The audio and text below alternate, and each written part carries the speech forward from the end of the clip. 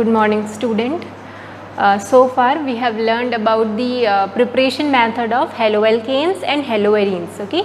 Today we are going to study the chemical properties of haloalkane.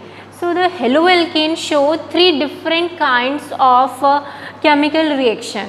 First is a nucleophilic substitution reaction, elimination reaction, and reactions with metal. Okay. So today in this video we are going to learn the basic of nucleophilic substitution reaction. Okay, we are going to learn the basic of nucleophilic substitution reaction.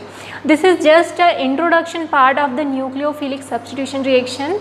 It is a very long and vast topic क्योंकि जो nucleophilic substitution reaction है ये दो type के होते हैं, SN2 and SN1, तो वो भी हमको पढ़ना है. ठीक है, तो आज हम बेसिक पढ़ेंगे कि what is nucleophilic substitution reaction. ठीक है, फिर जब ये हो जाएगा उसके बाद हम जाएंगे एलिमिनेशन रिएक्शन में, और उसके बाद जहाँ हम लोग अगला जो वीडियो बनाएंगे वो बनाएंगे रिएक्शंस विथ मेटल पे. ठीक है, और उसके बाद हम पढ़ेंगे केमिकल प्रॉपर्टीज़ ऑफ हेलोएरीन्स. अभी हम क्या पढ़ रहे हैं? Chemical properties of haloalkane. ठीक है, haloalkane shows 3 types of chemical reaction, जिसमें से आज हम पहला टाइप पढ़ेंगे nucleophilic substitution reaction. So before moving to the topic first will learn what is nucleophile. ठीक है, तो what is nucleophile? You have already studied about these in class 11th. Nucleophile क्या होता है, इलेक्ट्रोफाइल्स क्या होते हैं, ये सब पढ़ लिया हम आपने. फिर भी से एक बार रिविजन कर लेते हैं कि what is nucleophiles. So nucleo में न्यूक्लियोफाइल में न्यूक्लियो का मतलब है न्यूक्लियस और फाइल का मतलब होता है एफिनिटी. तो न्यूक्लियोफाइल क्या होते हैं? These are those species which have affinity towards the nucleus. Okay, they have affinity towards the nucleus. अब nucleus क्या होता है? nucleus is a positive charge. तो अगर they have affinity towards the nucleus, इसका मतलब ये कैसे होंगे? they have more number of electrons. ये इलेक्ट्रॉन रिच स्पीशीज होते हैं क्योंकि जो अपोजिट होते हैं वो एक दूसरे को अट्रैक्ट करते हैं ना, अपोजिट अट्रैक्ट बोलते हैं. तो अगर ये पॉजिटिव चार्ज है इसका मतलब ये कैसे होंगे? They are electron rich species and they donate electron pair. ठीक है, जहाँ पर भी इलेक्ट्रॉन की डेफिशिएंसी होती है वहाँ पर ये अट्रैक्ट होते हैं and they donate electron pair. अब इसको रिप्रेजेंटेशन कैसा होता है न्यूक्लियोफाइल का? जो आपकी बुक में रिप्रेजेंटेशन दिया हुआ है उसको देखेंगे हम. तो इसका न्यूक्लियोफाइल का रिप्रेजेंटेशन दिया हुआ है NU, और क्योंकि ये इलेक्ट्रॉन रिच स्पीशीज है उसको शो करने के लिए हम क्या लगाते हैं? Minus sign. ठीक है, so they are electron rich species, that's why we are putting minus sign over here. So nucleus NU, nucleophile. ठीक है, सो इस तरीके से हम न्यूक्लियोफाइल को शो करेंगे. तो क्लियर हुआ न्यूक्लियोफाइल्स क्या होते हैं? इनमें इलेक्ट्रॉन्स की ये इलेक्ट्रॉन रिच स्पीशीज होते हैं and they donate electron pair. जहाँ भी इलेक्ट्रॉन की डेफिशिएंसी होती है वहाँ पर ये क्या करता है? इलेक्ट्रॉन पेयर डोनेट करते हैं. ठीक है, तो न्यूक्लियोफाइल समझ में आया क्या होता है. अब हम देखेंगे कि किस तरीके से ये न्यूक्लियोफिलिक सब्स्टिट्यूशन रिएक्शन होता है. ठीक है, तो जैसे हमारे पास कोई एक सबस्ट्रेट है, सबस्ट्रेट मतलब जो मेन ऑर्गेनिक कंपाउंड है, और यहाँ पर एक रिएजेंट है. रिएजेंट क्या करता है? इस सबस्ट्रेट पे अटैक करता है. ठीक है, तो एक सबस्ट्रेट है, एक कोई भी ऑर्गेनिक कंपाउंड है. यहाँ कैसा ऑर्गेनिक कंपाउंड है? ये हेलोएल्केन है. क्यों? क्योंकि इसमें क्या है? एक जगह हेलोजन अटैच है कार्बन से, तो ये हेलोएल्केन है. ठीक है, उस पर एक न्यूक्लियोफाइल क्या कर रहा है? अटैक कर रहा है. अब आपको पता है ये जो CX बॉन्ड होता है it is a polar in nature, है ना. पोलर होता है क्योंकि X जो है बहुत ज़्यादा इलेक्ट्रोनेगेटिव है, so it is a polar bond. तो यहाँ पर क्या आ जाएगा? नेगेटिव चार्ज आ जाएगा, क्योंकि ये क्या करेगा? इसके इलेक्ट्रॉन को अपनी तरफ अट्रैक्ट करेगा, और इस पर क्या हो जाएगा? Slightly positive charge. ठीक है, समझ में आया? ये कार्बन पे स्लाइटली पॉजिटिव चार्ज आ जाएगा और इस X पे, इस हेलोजन पे नेगेटिव चार्ज आ जाएगा. क्यों? इसका रीज़न मैं पहले ही बता चुकी हूँ. अब ये न्यूक्लियोफाइल जब इस पर अटैक करेगा, कैसे अटैक करेगा? ये इलेक्ट्रॉन रिच है और यहाँ पर आप देखो कार्बन में प्लस चार्ज है, मतलब क्या है? वो इलेक्ट्रॉन डेफिशिएंट साइट है. It is a electron deficient site. तो न्यूक्लियोफाइल जो है यहाँ इलेक्ट्रॉन डेफिशिएंट साइट पे क्या करेगा? अटैक करेगा और उससे क्या हो जाएगा? अटैच हो जाएगा और अपने इलेक्ट्रॉन पेयर क्या करेगा? डोनेट करेगा. तो कैसे रिएक्शन होगा? यहाँ पर यहाँ पर क्या हो जाएगा? न्यूक्लियोफाइल जो है यहाँ पर जाके अटैक करेगा, उस पर अटैच हो जाएगा. ठीक है, और यहाँ पर क्या बनेगा? X जो है वो ये यहाँ पर जो इलेक्ट्रॉन पेयर है, जो शेयर्ड इलेक्ट्रॉन पेयर है, उसको X जो है क्या करेगा, एक्वायर करके यहाँ से लीव कर जाएगा, इसलिए इसको हम बोलते हैं लीविंग ग्रुप। क्या बोलते हैं इसको? Leaving group. समझ में आया ना? ये जो बॉन्ड है कार्बन और हेलोजन के बीच, ये पोलर बॉन्ड होता है, जिसकी वजह से कार्बन पे क्या होता है, पॉजिटिव चार्ज होता है। पॉजिटिव चार्ज है मतलब वो क्या है, इलेक्ट्रॉन डेफिशिएंट चार्ज है। तो न्यूक्लियोफाइल कहाँ पर जाके अट्रैक्ट होगा, जहाँ पर इलेक्ट्रॉन की डेफिशिएंसी है, तो वहाँ पर जाके वो अटैक करेगा और उससे अटैच हो जाएगा। तो ये वाला बॉन्ड क्या होगा, वहाँ पर उस केस में ब्रेक होगा। अब ये बॉन्ड ब्रेक होगा तो इस बॉन्ड के इलेक्ट्रॉन्स कहाँ जाएंगे, इस बॉन्ड के दोनों इलेक्ट्रॉन किसके पास चले जाएंगे, इस हेलोजन के पास। इसलिए हेलोजन पे कौन सा चार्ज आ जाएगा, माइनस, क्योंकि इस पे इलेक्ट्रॉन की क्या है, again it is rich in electron.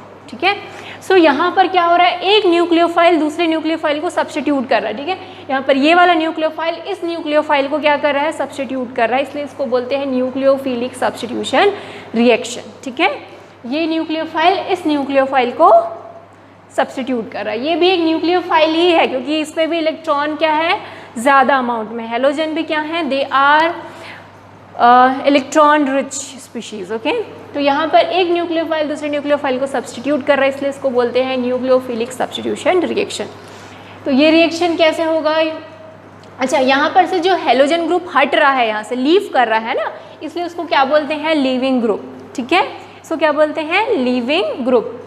यहाँ पर रिएक्शन देखो क्या होगा, R उसके साथ न्यूक्लियोफाइल जुड़ जाएगा और क्या बनेगा, एक X minus, which is a leaving group. So leaving group क्या होता है, leaving group is a group of atom और atom which loses its bond to the carbon. जो कार्बन के साथ अपना बॉन्ड क्या करता है, लूज करता है, that is a leaving group. ठीक है, अब लीविंग ग्रुप की भी एबिलिटी होती है, लाइक आपको पता है, this is the leaving group ability. ठीक है, आयोडाइड जो है it is the best leaving group and fluoride ion is a poor living group. ऐसा क्यों है भाई, हम क्यों बोल रहे हैं कि बेस्ट लिविंग ग्रुप है?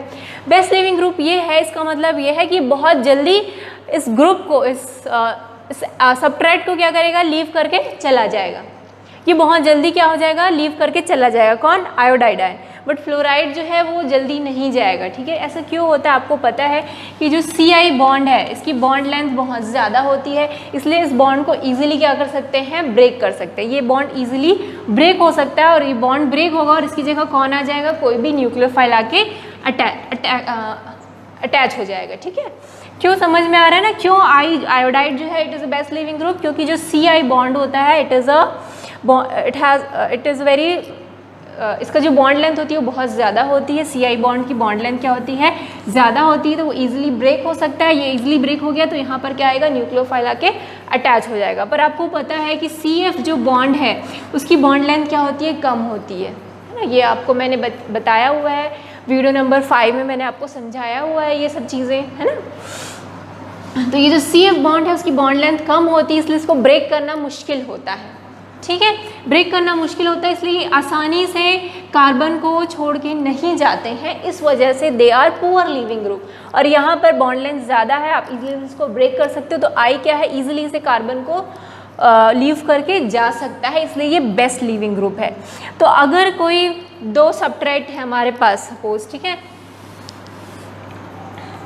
यहीं लिख देती हूँ, एक जो है C2H5I है और एक है C2H5F, तो किस में न्यूक्लियोफिलिक सब्स्टिट्यूशन रिएक्शन फास्टर होगा? ठीक है, अगर आपको ऐसा क्वेश्चन आता है कि दो इस तरीके से हेलो एल्केन दिया है और बोला कि किस में न्यूक्लियोफिलिक सब्स्टिट्यूशन रिएक्शन फास्टर होगा, किस में होगा? जिसमें आयोडाइड आयन है उसमें न्यूक्लियोफिलिक सब्स्टिट्यूशन रिएक्शन फास्टर होगा। वाई? क्योंकि ये जो है I जो है it is a best leaving group, ये इजीली लीव कर जाता है, दैट्स वाई ये जो रिएक्शन है वो फास्टर होगा। तो इस टाइप के क्वेश्चंस आते हैं।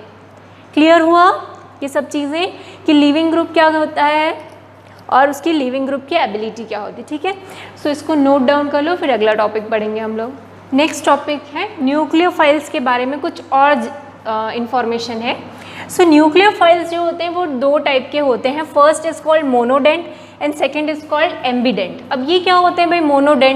मोनोडेंट जो है वो एक ही तरफ से अटैक करते हैं ना, जैसे मैंने बताया कि न्यूक्लियोफाइल क्या होते हैं, सबट्रैक्ट पे अटैक करते हैं। ठीक है, तो अटैक ये क्या करते हैं, मोनोडेंट एक ही तरफ से अटैक करते हैं। इसका मतलब ये है कि ये एक ही तरफ से इलेक्ट्रॉन पेयर डोनेट कर सकते हैं।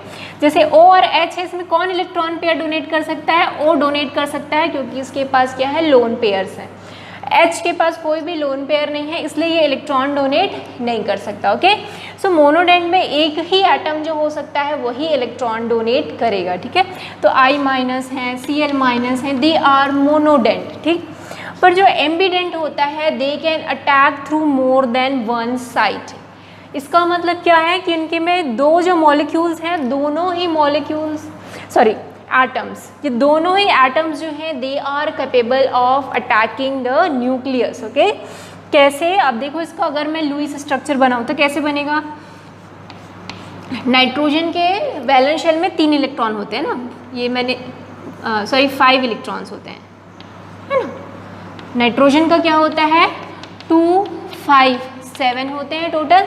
तो उसका आप कैसे लिखोगे, उसका कॉन्फ़िगरेशन 2, 5, तो उसके आउटर मोस्ट शेल में 5 इलेक्ट्रॉन्स है, तो मैंने बना दिए 3 यहाँ 2 यहाँ। ठीक है, कार्बन के आउटर मोस्ट शेल में कितने इलेक्ट्रॉन होते हैं, 4, 2, 4, तो 4 इलेक्ट्रॉन्स होते हैं। बट आप देखो यहाँ कार्बन में माइनस साइन है, कार्बन में माइनस साइन है, मतलब कार्बन अगर माइनस साइन है तो उसमें कितने इलेक्ट्रॉन हो गए, 7 इलेक्ट्रॉन हो गए।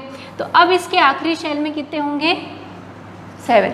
ठीक है, तो ये 3 यहाँ पर है, 2 यहाँ पर। ठीक है, Cn माइनस, समझ में आया ना। नाइट्रोजन के टोटल उसका इलेक्ट्रॉनिक नंबर क्या होता है, 7, तो 2, 5, 7। अब ये कार्बन होता तो 6 है, पर यहाँ पर कार्बन के ऊपर माइनस साइन है, इसलिए उसके पास कितने इलेक्ट्रॉन है, 7, तो उसका भी 2, 5 कॉन्फ़िगरेशन होगा। इस तरीके से बनाएंगे, ये 3 इलेक्ट्रॉन आपस में क्या बनाएंगे, कोवैलेंट बॉन्ड बनाएंगे। अब देखो यहाँ कार्बन के पास भी इलेक्ट्रॉन पेयर है, नाइट्रोजन के पास भी इलेक्ट्रॉन पेयर है, जो ये क्या कर सकते हैं, डोनेट कर सकते हैं। समझ में आ रहा है, तो इसलिए इनको एम्बीडेंट बोलते हैं कि कभी ये कार्बन की तरफ से अटैक करके अटैच हो जाते हैं जो इलेक्ट्रोफाइल है उनसे, और ये क्या करते हैं, कभी नाइट्रोजन की तरफ से अटैक करते हैं। ठीक है, कैसे करते हैं ये हम देखेंगे, आपको मैं एग्जांपल के थ्रू बताऊंगी।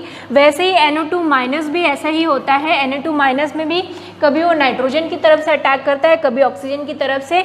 तो ये Cn माइनस आयन और NO2 minus ion, they both are ambident, because ये इस तरफ से भी अटैक करते हैं, कभी इस तरफ से भी अटैक करते हैं। समझ में आया, एम्बीडेंट क्या होता है, मोनोडेंट क्या होता है। तो चलो कुछ एग्जाम्पल देख लेते हैं न्यूक्लियोफिलिक सब्स्टिट्यूशन रिएक्शंस के। ठीक है, तो पहला एग्जाम्पल क्या है, ये है जिसमें हेलो एल्केन किसके साथ रिएक्ट कर रहा है, पोटेशियम हाइड्रोक्साइड के साथ। ठीक है, हेलो एल्केन है RX, वो किसके साथ रिएक्ट कर रहा है, पोटेशियम हाइड्रोक्साइड के साथ। तो क्या बनेगा, तो सबसे पहले हमने पढ़ा है कि क्या होगा, हमको न्यूक्लियोफाइल्स जो है वो आइडेंटिफाई करना है। ठीक है, so this is the subtract, this is a reagent. Reagent में आपको क्या फाइंड करना है, न्यूक्लियोफाइल, क्योंकि न्यूक्लियोफाइल ही अटैक करने वाला है। तो K में जो है K पॉजिटिव होगा, बिकॉज पोटेशियम है, मेटल है, it is a highly electropositive. तो ऑक्सीजन पे कौन सा साइन आ जाएगा, माइनस का साइन आ जाएगा। ठीक है, तो अब देखो, अब किसकी तरफ से अटैक होगा, ये प्लस होगा, यहाँ जो कार्बन होगा और उसमें माइनस साइन। तो ये ऑक्सीजन क्या करेगा, ऑक्सीजन की तरफ से ही अटैक होगा और वो जाके क्या हो जाएगा, अटैच हो जाएगा R से। तो क्या बनेगा, ROH प्लस KX, है ना। ये K और X आपस में रिएक्शन करके बना लेंगे KX। तो देखो ये क्या बना, हमारा एल्कोहल बना। समझ में आ रहा है, K इलेक्ट्रोपॉजिटिव होता है, मेटल है बहुत ज़्यादा, तो ये प्लस हो जाएगा और ये क्या हो जाएगा, उसकी वजह से माइनस हो जाएगा, यहाँ पोलैरिटी डेवलप हो जाएगी। तो अब हमारा न्यूक्लियोफाइल क्या हुआ, दिस इज अ न्यूक्लियोफाइल। तो ये क्या करेगा, अटैक करेगा। हमने अभी थोड़ी देर पहले पढ़ा ना कि न्यूक्लियोफाइल का अटैक होता है। तो ये न्यूक्लियोफाइल क्या करेगा, यहाँ अटैक करेगा और यहाँ पर क्योंकि जो कार्बन है वो पॉजिटिव चार्ज है, उससे जाके क्या हो जाएगा, अटैच हो जाएगा। एग्जाम्पल ले लो, R जो है एल्काइल ग्रुप है, आप कुछ भी ले सकते हो, मिथाइल, इथाइल, कुछ भी ले सकते हो। जैसे मैं इथाइल ले लेती हूँ C2H5, X की जगह मैं लेती हूँ Cl। तो क्या बनेगा, आप देखो C2H5OH बनेगा, प्लस क्या बनेगा, KCl। पोटेशियम क्लोराइड और C2H5OH को क्या बोलते हैं, एथेनॉल या इथाइल अल्कोहल। ठीक है, एथेनॉल या फिर क्या बोलते हैं इसको, इथाइल अल्कोहल बोलते हैं। अब नेक्स्ट देखते हैं, यहाँ पर फिर एक हेलो एल्केन है, उसका रिएक्शन हम किससे करा रहे हैं, सोडियम इथॉक्साइड से करा रहे हैं। ठीक है, again you have to identify the nucleophile here. Sodium क्या है, इलेक्ट्रोपॉजिटिव रहेगा, ऑक्सीजन पे कौन सा चार्ज आ जाएगा, नेगेटिव। तो अब ये जाके क्या करेगा, यहाँ पर अटैक करेगा। तो क्या बना, ROR प्लस NaX। इस ROR को बोलते हैं ether, this is a ether. Okay, कोई भी एक एल्काइल ले लो, C2, मैं यहाँ लिख रही हूँ CH3 और X की जगह I ले रही हूँ, ठीक है। यहाँ पर क्या बन जाएगा, NaO, R की जगह मैंने यहाँ ले लिया इथाइल, ठीक है। R एक एल्काइल ग्रुप है, आप कुछ भी ले सकते हो, ठीक है। क्या क्या होते हैं एल्काइल ग्रुप, मिथाइल, इथाइल, ठीक है, इस तरीके से प्रोपाइल, ब्यूटाइल, ये सब क्या है, एल्काइल ग्रुप है, ठीक है। तो आप कुछ भी यहाँ R की जगह रख सकते हो, मैंने यहाँ मिथाइल रखा है और इथाइल रखा है। अब ये रिएक्शन करके क्या बनाएंगे, CH3O C2H5 प्लस NaI। इसका नाम लिखेंगे, इसका नाम होगा methyl ethyl, methyl ethyl ether बोलते हैं इसको, ठीक है। इसको बोलते हैं मिथाइल इथाइल इथर। समझ में आ रहा है किस तरीके से रिएक्शन हो रहा है। आपको न्यूक्लियोफाइल आपको आइडेंटिफाई करना है, न्यूक्लियोफाइल ही क्या करेगा, अटैक करेगा, ठीक है। So this is the reaction. अभी कुछ और एग्जाम्पल देखते हैं, पहले इसको नोट डाउन कर लो कि नेक्स्ट एग्जाम्पल हम देखते हैं पोटेशियम साइनाइड के साथ कैसे रिएक्शन होता है हेलोएल्केन का, ठीक है। सो दिस इज हेलोएल्केन, उसका रिएक्शन हम किससे करा रहे हैं, पोटेशियम साइनाइड से। तो मैंने आपको बताया था कि जो CN है ये दो साइड से अटैक कर सकता है, कभी कार्बन की तरफ से, कभी नाइट्रोजन की तरफ से। अब हम देखते हैं कि KCN में किस तरफ से अटैकिंग होगी। ओके, सो देखो K जो है again it is a highly positive, तो ये पॉजिटिव हो जाएगा और ये नेगेटिव। तो ये जो बॉन्ड है ना, K और C के बीच बॉन्ड जो है वो कैसा कैरेक्टरिस्टिक्स हो जाएगा, उसका आयनिक कैरेक्टरिस्टिक्स होगा, ठीक है। समझ में आ रहा है ना, potassium it is a very electropositive, तो उस पर पॉजिटिव चार्ज आ जाएगा और कार्बन में क्या आ जाएगा, नेगेटिव चार्ज आ जाएगा, जिसकी वजह से तो ये जो बॉन्ड है K और C के बीच it is a ionic in characteristics हो जाएगा। तो अब देखो कार्बन के ऊपर नेगेटिव चार्जेस है, मतलब कार्बन जो है इलेक्ट्रॉन रिच हो गया यहाँ पर। तो अब जो अटैकिंग होगी वो किस तरफ से होगी, कार्बन की तरफ से। तो हमारा क्या बनेगा, RCN बनेगा और यहाँ पर KX, इसको बोलते हैं एल्काइल साइनाइड, ठीक है। कोई भी एल्काइल ग्रुप ले लो, अगर यहाँ R की जगह CH3 है तो क्या बन जाएगा, मिथाइल साइनाइड। C2H5 है तो एल्काइल साइनाइड, ठीक है।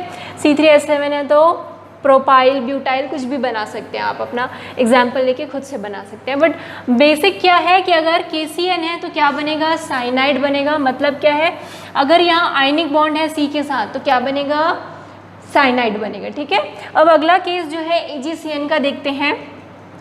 तो यहाँ Ag और कार्बन के बीच जो यहाँ पर बॉन्ड है it is not a ionic bond, it is covalent in nature. ये क्या है, कोवैलेंट बॉन्ड है। तो अब देखो कार्बन के पास एक भी एक्स्ट्रा इलेक्ट्रॉन्स नहीं है ना, कोई भी लोन पेयर नहीं है, उसके पास चारों इलेक्ट्रॉन जो हैं वो सारे के सारे बॉन्ड में हैं। जबकि नाइट्रोजन के पास 2 लोन पेयर हैं, उसके पास टोटल 5 इलेक्ट्रॉन्स होते हैं नाइट्रोजन के पास, तो 3 यहाँ है 2 यहाँ है।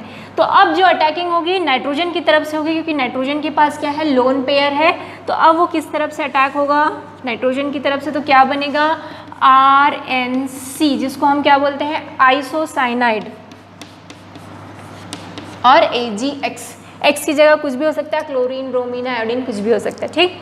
तो AgCN के केस में क्या बना, आइसोसाइनाइड बना, जबकि KCN के केस में साइनाइड बना। तो ये बुक का क्वेश्चन है आपका कि जब KCN के साथ हेलोएल्केन रिएक्ट करता है तो साइनाइड बनाता है, जबकि AgCN के साथ रिएक्ट करता है तो क्या बनाता है, आइसोसाइनाइड बनाता है। ऐसा क्यों होता है, तो आपको बताना पड़ेगा कि यहाँ पर जो बॉन्ड है K और C के बीच it is ionic in characteristics, that's why the carbon has negative ion, negative charges. तो जो अटैकिंग होगी वो कहाँ से होगी, कार्बन की तरफ से होगी।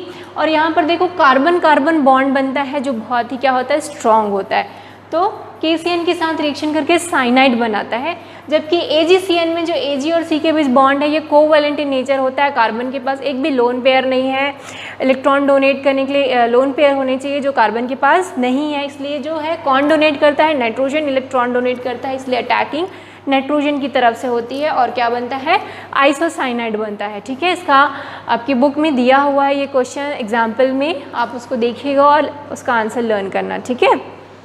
अगला जो हम केस देखेंगे, जैसे मैंने आपको बताया कि नाइट्रो जो ग्रुप है वो भी एम्बिडेंट होता है। जैसे ये वाला जो केस है NO2, देखो K के साथ क्या है Na2 है, यहाँ पर अगेन जो K है इलेक्ट्रोपॉजिटिव है और ये इसकी वजह से ऑक्सीजन क्या होगा, नेगेटिव चार्ज होगा, it is more electronegative than potassium. तो यहाँ पर जो बॉन्ड है it is ionic in characteristics, जिसकी वजह से जो अटैकिंग होती है वो ऑक्सीजन की तरफ से होती है। तो क्या बनता है RON डबल बॉन्ड O, जिसको बोलते हैं एल्काइल नाइट्राइट। क्या बोलते हैं, एल्काइल नाइट्राइट। जबकि AgNO2 में ये जो बॉन्ड है ये कोवैलेंट होता है, तो अब जो रिएक्शन है वो क्या होगा, NO2 बनता है। ठीक है, इसको बोलते हैं नाइट्रो एल्केन। जो भी आ रहा है, अगर C2H5 है तो नाइट्रो एथेन हो जाएगा। ठीक है, C3H7 है तो क्या हो जाएगा, नाइट्रो प्रोपेन हो जाएगा। सो जो भी अल्काइल ग्रुप है उसके हिसाब से आपको इसका नाम लिखना है। और क्या बनेगा, AgX, यहाँ पर क्या बनेगा KX। सो क्लियर हुआ क्या हो रहा है। ये दोनों जो है एक्सेप्शंस हैं, एक्सेप्शंस बहुत इंपॉर्टेंट होते हैं, जनरली क्वेश्चन एक्सेप्शन से ही पूछे जाते हैं। ठीक है, तो आपको ये KCN और नाइट्रो का एक्सेप्शन याद रहना चाहिए कि जो CN है वो दो तरफ से अटैक कर सकता है, ये एम्बिडेंट होता है, सिमिलरली नाइट्रो भी एम्बिडेंट होता है। क्लियर हुआ ना। ये यहाँ पर देखो किस तरीके से रिएक्शन हो रहा है, एक बार मैं फिर से बता देती हूँ।